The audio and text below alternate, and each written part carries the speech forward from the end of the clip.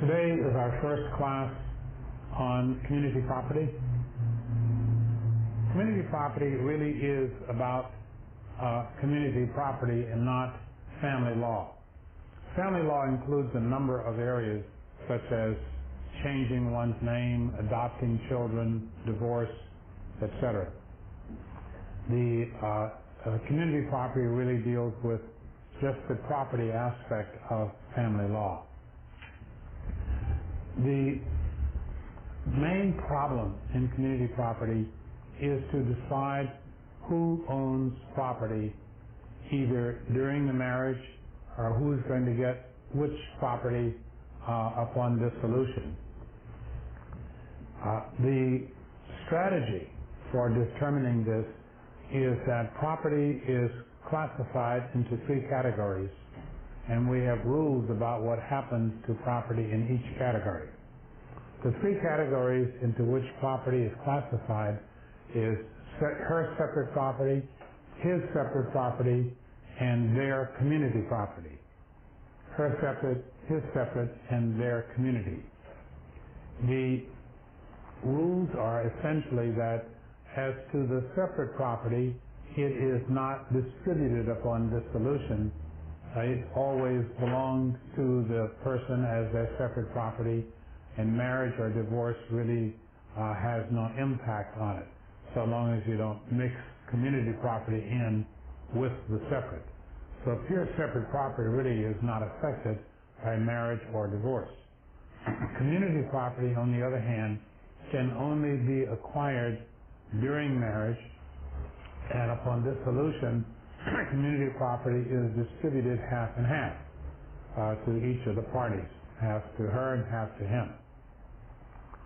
And so the rules for what to do with separate property and what to do with community property are quite straightforward. The real problem in community property law is determining how to classify the property. That's the big problem. There are easy cases where the person owned the property before marriage, got married, continued to own it, got divorced, they still own it. Those are the easy problems. You didn't even have to classify it, hardly. The problems occur primarily where during the marriage the community and separate property interests get mixed. They get mixed because, for example, a person owned some property before marriage but it wasn't fully paid for. Then the person gets married, and during the marriage they finish paying for it with community property. And if they finish paying for it with community property, then the community's got some interest and there's some separate property interest. What about people who get injured during marriage? They get injured and then a divorce comes, and some of that personal injury money was intended to compensate the person for their injury, their missing leg, for example, or some other kind of an injury. And obviously, even after dissolution, they are entitled to keep that. But how do you separate out when the cause of action for the personal injury occurred during marriage? How do you separate out how much of that is going to be separate and how much of it is community property, particularly when the community, for example, maybe supported the person during the time when they couldn't work because they were injured.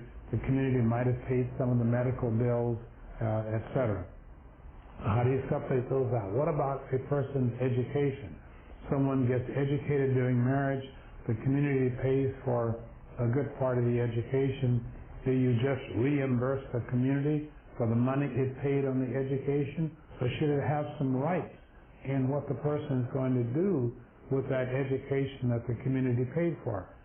So you see, there are all kinds of situations where you end up with the properties mixed, where people have been working for the ABC Corporation and they are accumulating a retirement fund, and then during marriage they continue to work there, and the money that goes into the retirement fund is now community property money.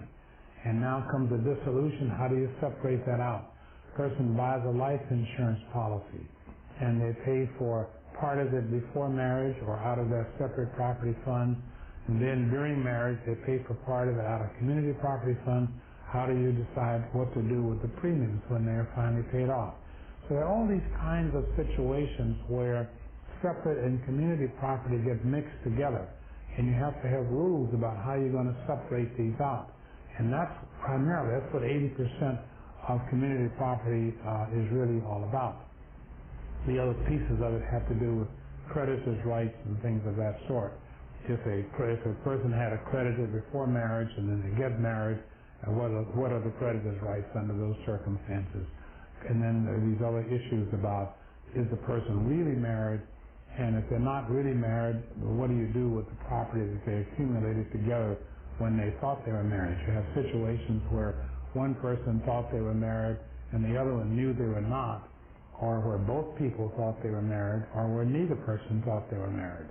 And they acquired property, and how do you divvy up the property in those cases? Well, the way you divvy up the property, of course, is going to kind of comply with your common sense. That tells you how you probably ought to do it, and that's good as far as that goes. But for bar exam purposes, we need the rules about how to divvy that up, so you can, because when you go to court, you can't argue common sense, you got to argue rules, and that's what the bar examiners want to know if you know. So the core of what we're going to study then is how do you classify property? How do you determine what the present classification of the property is? Because if we know the present classification of the property and the people are going to get divorced, then you kind of know what to do with the property that falls into each class. So the overwhelming bulk of the community property law is about how do you determine the present classification of the property. How do you do that? What are the rules for doing that? The basic strategy for determining the present classification of property is very simple. And that is that you go back in time, until you find the source from which this property came. If you have a painting during marriage, now if this is before marriage or after dissolution, you don't have the problem. So we're talking about during marriage. During marriage, you've got a painting, and the question is, how do you classify this painting? And what you do is you go back in time until you find the source of the money from which this painting came. And let's suppose that originally the person had some money in the bank before marriage, and then they got married, and during marriage they took the money in the bank and they bought a car with it, and then they sold the car and they bought some jewelry with it, and they sold the jewelry and they bought the painting. And so what you do is you go back in time until you know for certain how to classify the source from which this painting came.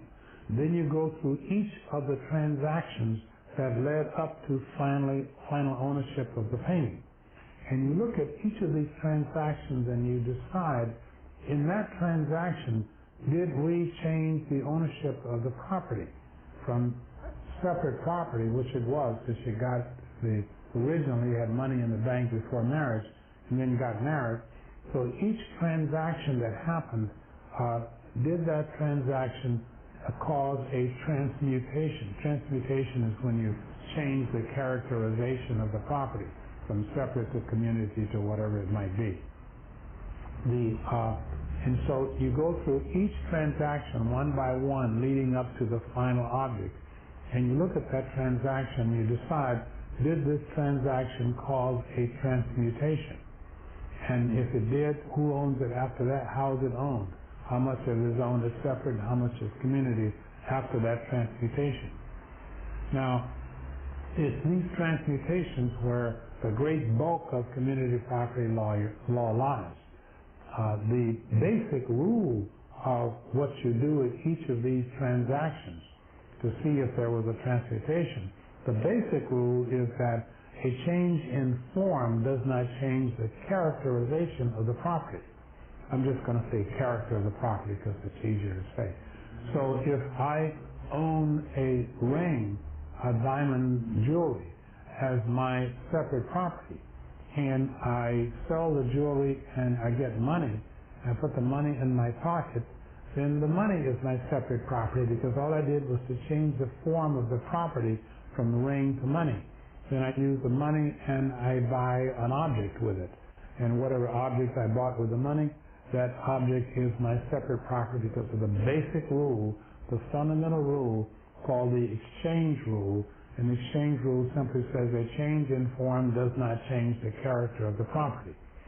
So if the simplest tracing as you go forward from when the source property was, let's say, separate property, and you move forward from that, well, the simple exchange from that is the simplest transaction is in every case you have a change in form, and if that's all that happened was a change in form, didn't change the character of the property, and now you have community property.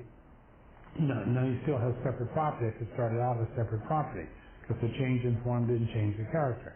And of course the bulk of community property rule, again, is that in those transactions, each of those transactions, sometimes the transaction does change the character. Sometimes it partly changes the character. And that's what we have to look at.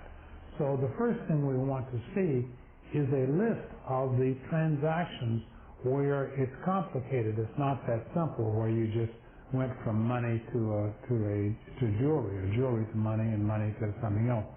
Where it's not that simple, where something happened in the transaction so that maybe there was a change in the characterization. To find a list of these transactions which are complicated, and that's where the body of law lies, please take a look in this book. This is what the right book on community property that you have. And if you look in this book at page, look in this book on page, well, one of the pages, page 3. If you look in this book on page 3, you will see a list of the kinds of transactions that present problems. And on page 3 you'll see that list. And if you look at that list, you see that the complications are the places where you may very well change the character are shown there, about 13 or 14 of them. And it's the rules about those transactions that constitute the overwhelming bulk of community property law. The rest of it is about when creditors go after property, what priority do they have, and when are these people really married or not, and what do you do in those cases. Looking at the complications, the first one listed here is agreements between the spouses. Obviously, the spouses can agree that, well, let's back up for a second. We need a basic rule to begin with. And that basic rule that I left out is that the family law, in the Family Law Act at section 760. Now you need, I'm going to be talking a lot about the Family Law Act and the codes that are in the Family Law Act, and I'm assuming that you have a set of codes someplace with you. You're going to need them. This is a subject that is very code oriented, and you need the codes. You can't really understand community property by listening to what people say about the code, okay? You got to know what the code actually says. And if all you have is other people's comments about the code, even if they wrote them down, written comments about the code, not the same as reading the code itself. And so you've got to have a set of codes. If you don't have a set, get one right now, because we're going to need that. The first and critical, one of the very critical sections of code that we have to know before we start down that list of the complicating transactions. The first rule we need to deal with these complicating transactions is a basic rule that defines what community property is and what separate property is, what her separate, what his separate, and what community property is. Obviously, you need those definitions. If you're going to classify things into those classes, the definition of the classes is critical. The section 760 is that section that tells us the definition of community property. Now, the definition of community property is that all property acquired during marriage is community property unless there's a statute that says otherwise. All property acquired during marriage is community property unless there's a statute that says otherwise. Now, I realize that people are often used to dealing with these presumptions. Property acquired during marriage is presumed to be community property. Okay, and that's old law. That is not the law. Let me read you exactly what 760 says. I hope you have it here in front of you. What it says is, except as otherwise provided by statute. Got that part? Except as otherwise provided by statute. All property, real or personal, wherever it is located, acquired by a married person during marriage while domiciled in California is community property. Okay, that's the more complete definition. And I should amend my definition a little bit to be just a little bit more complete.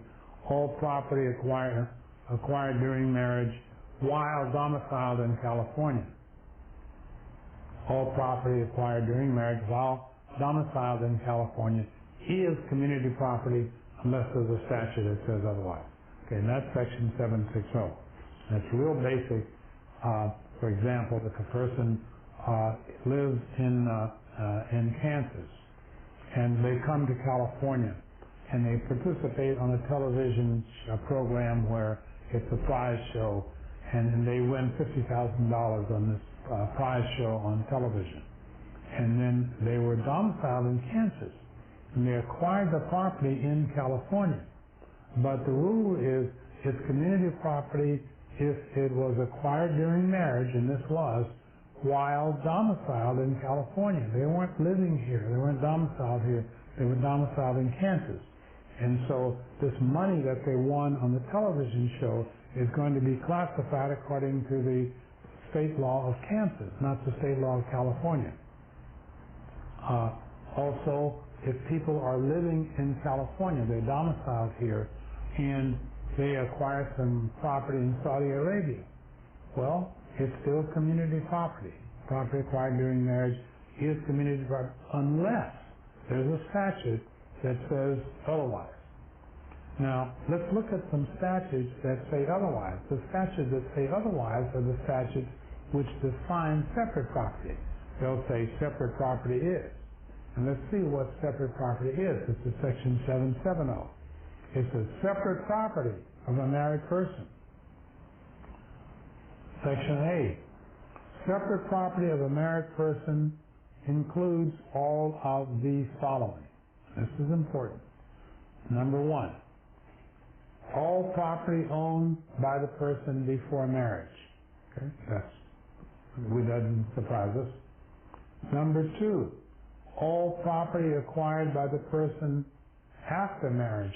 Now, when the code says after marriage, what they mean is after the marriage ceremony, after you begin the marriage. After marriage could easily be interpreted to mean after the marriage was over. But that's not the way it's intended in the code. It means after the marriage begins. Okay? So it would be better if it said during marriage. But it didn't say during marriage, it said after marriage. But during marriage would have been clearer. All property acquired by the person during marriage by gift, bequest, devise, or descent. That is separate property. Okay? All property, separate property includes property acquired during marriage by gift, bequest, devise, or descent. So if you are married and inherit something from Aunt Mary, then that's the separate property of the married person.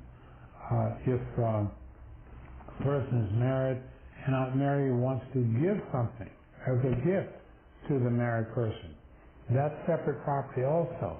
The problem is you got to be careful, because when Aunt Mary makes this gift to the person, is she really giving it to the individual, or is it giving it to them as a community? For example, suppose Aunt Mary gives them a car to drive, is she giving the car to them or to him or her? And so that can be a problem, and you got to try to resolve that. It depends on the intent, of course, they aren't married, but you got a problem in trying to figure out her intent.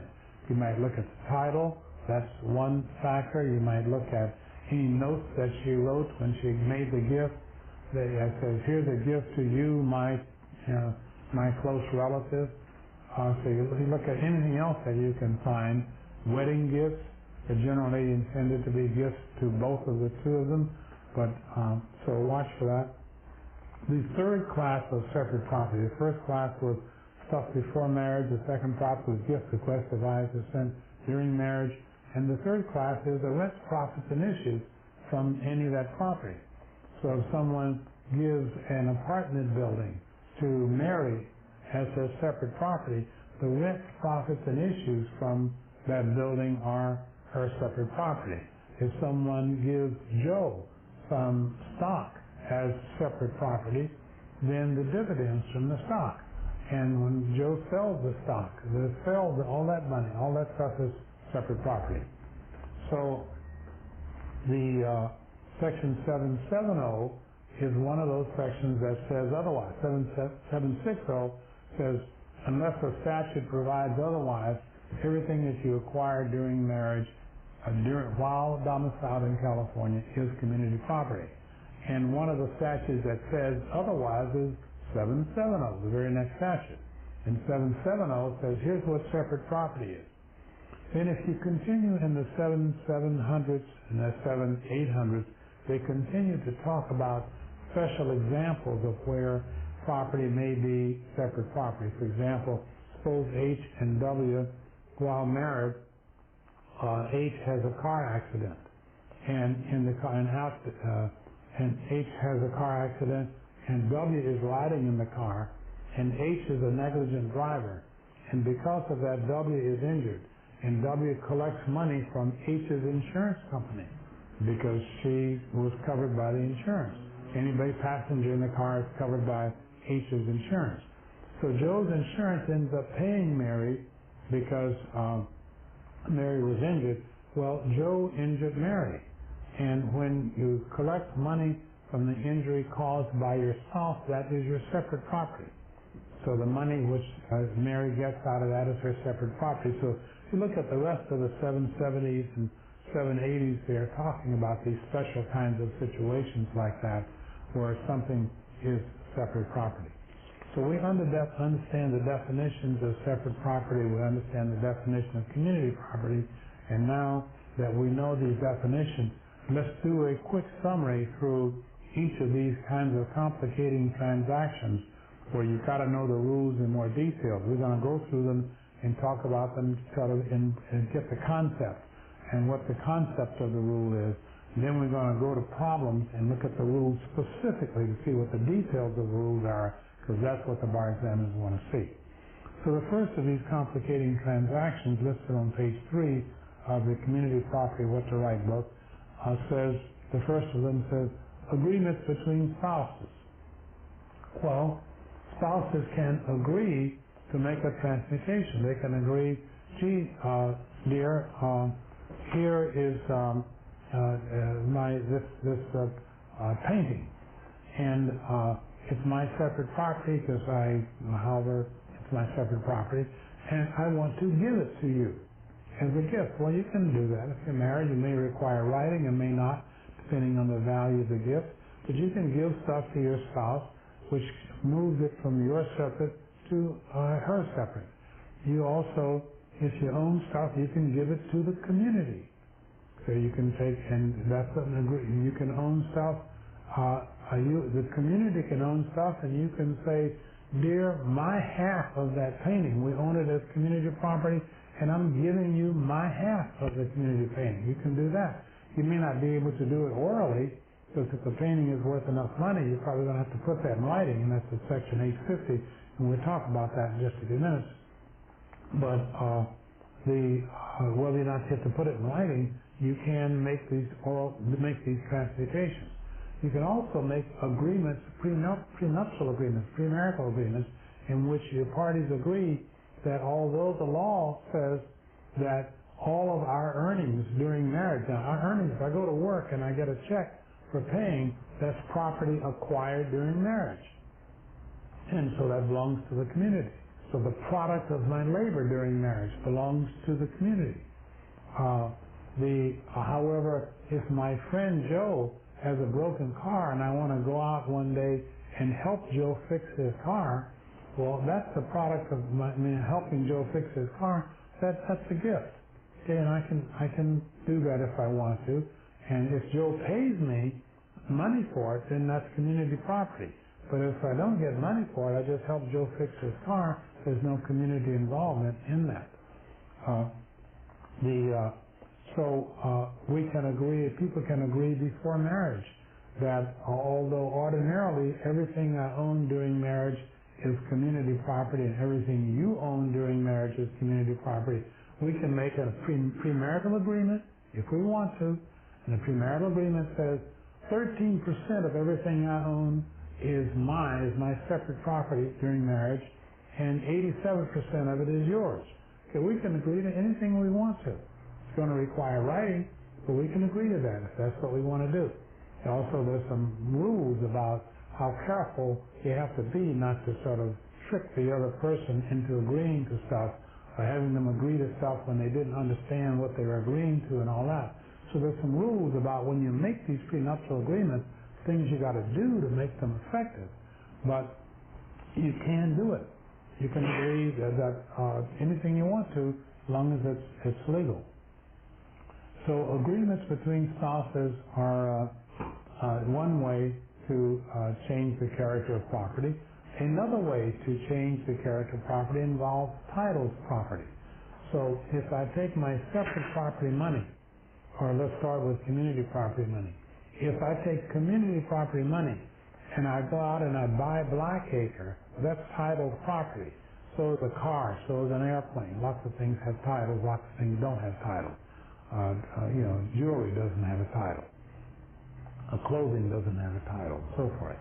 But things that do have titles, and say Blackacre is something that has a title, if I take community property money and I buy Blackacre, and I put the title in my name alone. Okay, and well, I can even say, when I put the title in my name alone, I can go so far as to say, Blackacre, I'm buying it from Joe, and Joe since I'm giving Joe the money, I'm telling Joe how I want the title to read.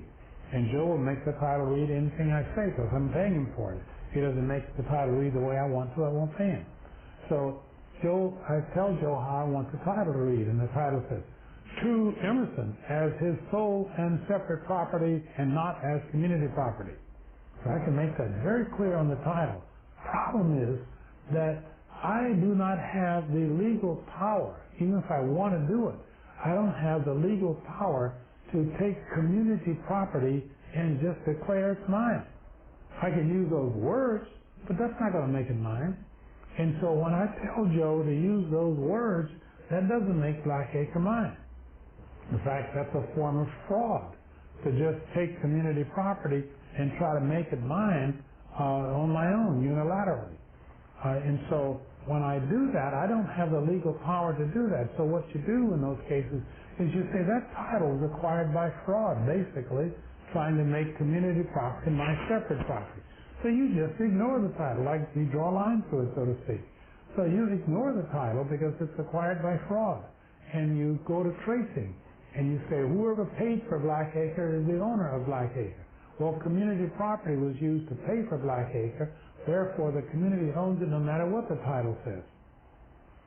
If I take Blackacre, take money from my separate property account, and I buy something that's got a title, Blackacre again, and this time I can put the title in my name alone, I can put the title in the community's name if I want to, and I can put the title in my spouse's name if I want to. Okay? And so now we've got title property, and who owns it when I do that sort of thing? Well, the rule is that obviously I can make a gift of my separate property to the community or to my spouse if I want to. But the problem is that's what I really intended to do. And the rule is that if I want to make a substantial gift of that sort to the community, it's got to be in writing, and it has to expressly be in writing, where I'm clearly declaring that this is what I want to do. Will the title alone do that? That's not so clear. Not so clear. You look at all the evidence. You're trying to determine my intent. Did I really intend to make a gift, and did I put that intent in writing? And the title by itself may not be enough. If you look at maybe some of the escrow papers or some other documents that I have that shows I really intended to make that gift, then it works. But without that, it's still debatable whether or not, I mean, a title will go a long way in that situation, but it is not conclusive. Anti-Lucas is the third case. The anti-Lucas cases are those cases where, remember what happened to Mrs. Lucas, is Mrs. Lucas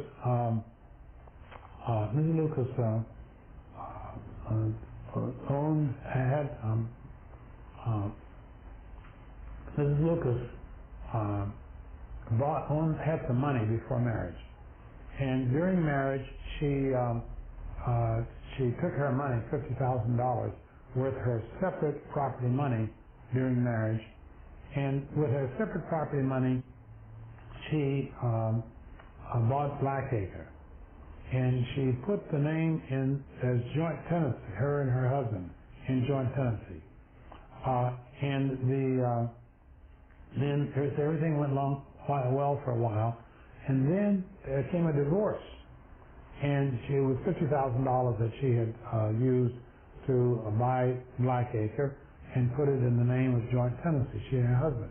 Then came the divorce, and at the divorce she said, well, he said, well, I own half of Blackacre. She owns half and I own half. And she says, oh no, at least give me back my down payment. I mean, not down payment, but give me back my $50,000. The property was worth more than 50 by the time the divorce came along. Just to make up a number, let's suppose it was worth $80,000. And so what Ms. Lucas says, well, at least give me back my $50,000, and then, you know, maybe the $30,000 is debatable, but my $50,000 shouldn't be. And she wanted her $50,000 back. And the way the code read at that time, she couldn't get it back. It was presumed that it was a gift because she put the title in the two names, and it was presumed to be a gift.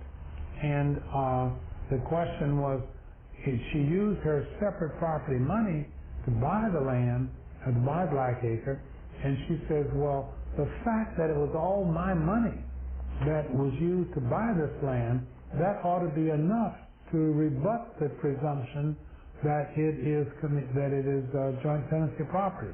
The court said no. Just tracing the money and finding out where it came from is not enough to rebut the presumption that it's owned the way the title says it is. And so Mrs. Lucas has got a problem. And she had a problem, and the court, you know, she didn't get her $50,000 back. And so that seemed unfair. That seemed grossly unfair. So unfair that in 1983, the legislature took up this problem and said, we're going to pass a new law about this. Well, the legislature did pass a new law. What did the new law say? The new law said, give her back her $50,000, and then the rest of it will be treated like community property. Okay, and that's the core of what the Lucas case is all about. Change the law, and we will have some problems that deal with the rest of the details of the Lucas case. Marriage of Moore is the next one. Marriage of Moore is about the situation where you have made a down payment. You purchased Blackacre before marriage, and you made a down payment on Blackacre before marriage, but it's not fully paid for.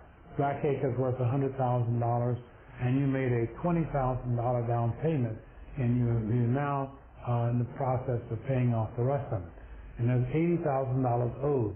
Now you get married while the $80,000 is still owed, and during marriage you're working and you take your paycheck and or any other income, any other community property, and you take the community property and you use it to make payments on the $80,000 balance.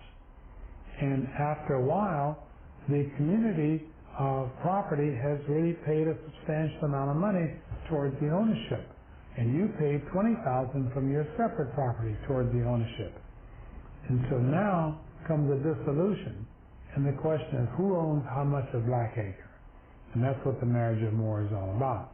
What the marriage of Moore basically says is that what you do in that situation, again, we'll look at the code and deal with some real problems, but the basic idea under the marriage of Moore is that what we will do is we will determine the community property interest. Now remember, you bought this property before marriage and the title is in your name. This is a hypo. Joe bought it before marriage, put up the $20,000. The title says Blackacre to Joe. But the community has been making mortgage payments. And so what the code does is to give you a way to calculate the community property interest. How much is the community property interest? Well, let's suppose that the community over the years has paid $30,000 towards the principal. Now remember, the interest that the community pays, when the community makes a mortgage payment, those payments go towards principal and towards interest. And the money that goes towards interest doesn't buy ownership. But the money that goes towards the principal does buy ownership. And so if we look at how much the principal debt was reduced, it was reduced by an additional $30,000 during marriage, then what you do is say the community paid for $30,000 worth of Blackacre, and it was worth $100,000. Not right now. It could be worth $1 million now. We're talking about it was bought.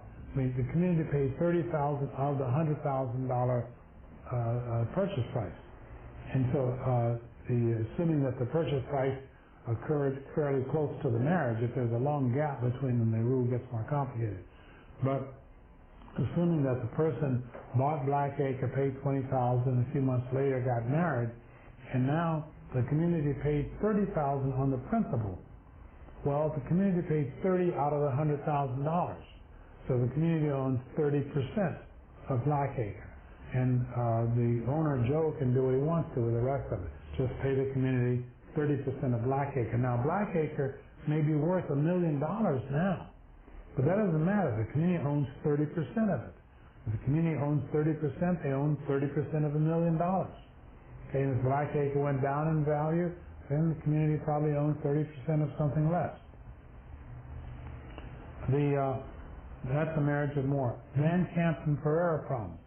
The Van Camp and Pereira problems are those problems that have to do with businesses.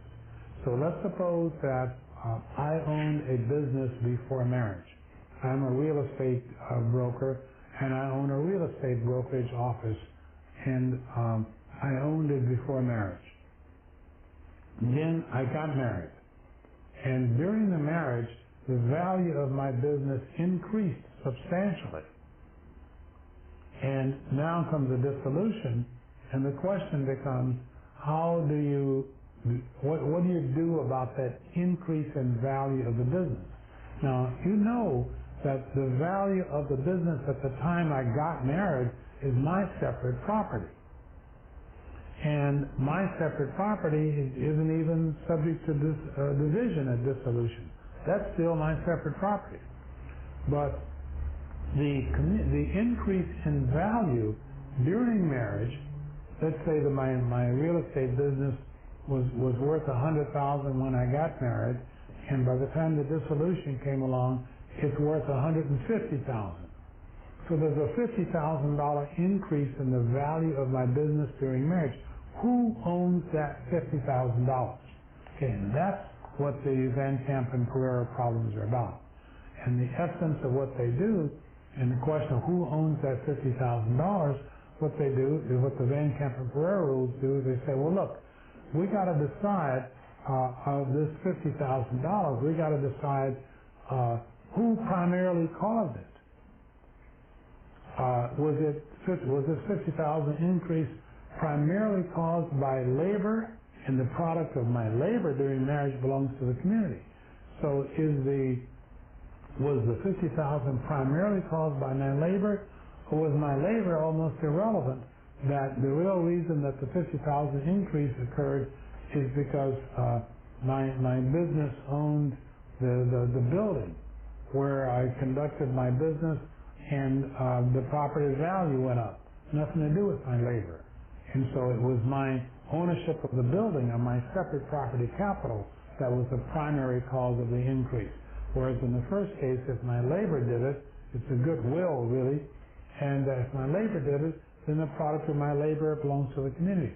So what you do in these Van Camp and Pereira problems is you first determine which of those two sources, and those are the only two sources you get to consider, which of those two sources is the primary cause of the increase, not the only cause. Obviously there's going to be some, no matter which is the primary cause, the other contributor helped out. So you decide which is the primary cause of the increase, and then what you do in my $50,000 increase example is you give the entire $50,000 to whoever primarily caused the increase. But before you give them the $50,000, the other party contributed something, secondary contributor, then you got to pay them off. You got to be fair to them. For example, suppose that the community labor is the primary cause of the $50,000 increase in my hypothetical. So you would award the entire $50,000 to the community, but before you give it to them, you say, well, even though the labor is the primary cause of the increase, that when I got married, there was a $100,000 business here. And I could have sold the $100,000 business as my separate property, put the money in the bank as my separate property, and let it grow at the interest rate, let's say 10%, just to make it easy. And so, a year later, that'd be worth $110,000. Well, so what you have to do in the Van Camp and Pereira problem is if the community labor is the primary cause of the increase, then the whole $50,000 goes to the community minus now don't forget, we're not messing with my $100,000. That was mine when I met this woman, it was mine when we got married, and it's mine when we get divorced. So that has nothing to do with it. So I get my $100,000 back. The problem is the $50,000. So we're going to give the $50,000 to the community minus the $10,000 interest that I'm entitled to because the community used my $100,000 during that 1 year of marriage. So the Van Camp and Pereira rules would do it that way. Let's take the other side. Let's suppose that the primary cause of the increase was my capital, not my labor. My capital because owning the building there, somehow it went up in value. We discovered gold under the ground or something. So we really I didn't even work there. During the marriage, the business was there and we went on a 1-year vacation. When we came back from the 1-year vacation, other people had been doing the work and the business is now worth $150,000. So I have very little community property labor in my hypo. We went away on a honeymoon for a year, and once every 2 months I came back and spent a week at the office just to keep things going straight. And so I just a little bit of community property labor there. But the primary cause of the increase was the capital itself, not the community property labor.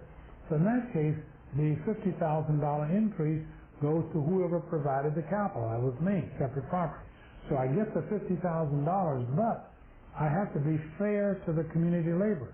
How can I be fair to the community for the 1 week every 3 months that I went back there? Pay the community fair wages for that time, for community labor. So that's how the Van Camp and Pereira rules work. The so-called reverse Van Camp and Pereira rule works the same way. You find out who is the primary cause of the increase, give the increase to whoever primarily caused it, but before you give it to them, do what you have to be fair to the other side. The only thing different, the reverse Pereira Van Camp is just a different set of facts. The facts there are that I got married, and then during the marriage, I started a business that was entirely community property business. So I started a law practice during marriage. and it's owned by the community because it's all community labor and community capital that started this law practice or grocery store or whatever it is. So the business is owned by the community. And now comes a dissolution. And a dissolution, if you decide to get dissolved and you just did it the same day, you just divide the grocery store in half. And each person will get half of it. But what typically happens is people decide to get divorced and somebody moves out and they're living separate and apart for a year or two. And during the year or two when they're living separate and apart, the business increases in value. And what do you do with that increase in value? Well, when people are living separate and apart, their acquisitions and debts belong to them, not to the community. Debts which they incurred during that time and property which they acquired. And so if one of the people in the marriage continue to operate the business during this period of separation, they continue to operate the business and it grows in value, what do you do with that growth in value? Not the basic business. The basic business belongs to the community. It's not in dispute. It's the increase in value you have to worry about during the separation. And the increase in value during the separation is exactly the same thing we talked about. You find which source primarily caused it. If the labor primarily caused it, the labor was the separate property of the separated spouse. If the capital primarily caused it, the capital is community property. So you find out which of the two was the primary cause, give the increase to the primary causer, but only after you first do what's fair to the secondary contributor, pay them either wages or interest on the money. That's the Van Camp and Pereira stuff. Next comes commingled accounts.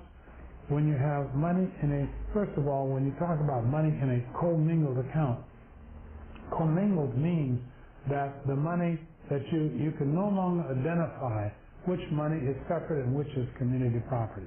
Now, if I've got $10,000 of my separate property money in a bank account, and along comes $500,000 worth of community property, and I put that $500,000 worth of community property in the same bank account, don't tell me we can't separate out that money. We can obviously separate it.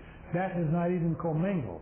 It's in the same bank account, but it's not commingled until you can't identify the parts anymore. It's like putting some wheat in a silo, and I put my wheat in, you put your wheat in, some other farmers put their wheat in. Now you can't separate out the wheat. That is truly commingled. In a bank account, you'd have to churn the funds back and forth in some kind of way, in such a way that you can no longer identify them. Usually if you did, tracing with just accounting, you could probably still identify it, but sometimes you can't. So if you have a situation where it's truly commingled to the point where you can no longer identify the separate which money came from where, that's commingled. In the course of using money out of that bank account, the problem is whose money was used. As you go, after you put the money in there, you got both monies in the same account. Whose money was used from the account?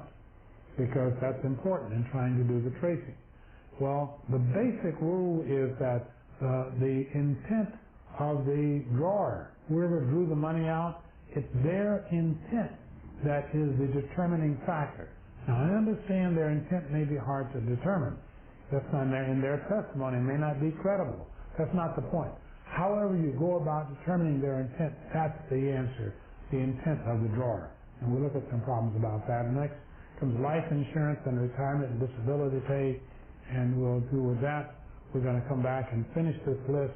I think it's valuable for you to have an overview of these different areas that we're talking about so you can see what the basic plan, the basic structure is, and then we will turn to problems and work our way through the problems using the details of the structure.